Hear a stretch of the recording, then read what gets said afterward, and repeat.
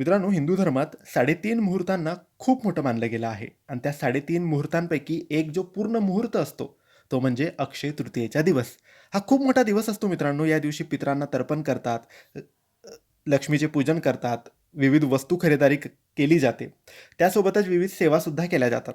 असाच एक मंत्र आहे जो आम्ही आजच्या व्हिडिओमध्ये तुम्हाला सांगणार आहे. हा मंत्र तुम्ही अक्षय तृतीयेच्या दिवशी सकाळी किंवा संध्याकाळी तुमच्या देवघरात बसून 11, 21, 51 किंवा 108 वेळेस याचा जप करा. लक्ष्मी माता तुमच्यावर प्रसन्न होईल, लक्ष्मीचा वास तुमच्या घरात होईल आणि कोणत्याही गोष्टीची कमी तुमच्या घरात राहणार नाही. कारण या 3.5 मुहूर्तांपैकी जो हा पूर्ण मुहूर्त आहे, त्या दिवशी केलेले प्रत्येक कर्म, प्रत्येक पुण्यकर्म हे फलदायी असते आणि त्याचे 100 पट फळ आपल्याला रिटर्नमध्ये मिळत असतात. हा मंत्र लक्ष्मीचा आहे. ओम श्री महालक्ष्मीच विद्महे विष्णुपत्नेच धीमहि तन्नो लक्ष्मी प्रचोदयात. या मंत्राचा जप 11, 21, 51 किंवा 108 वेळेस करा. नक्की तुम्हाला फायदा होईल. श्री स्वामी समर्थ.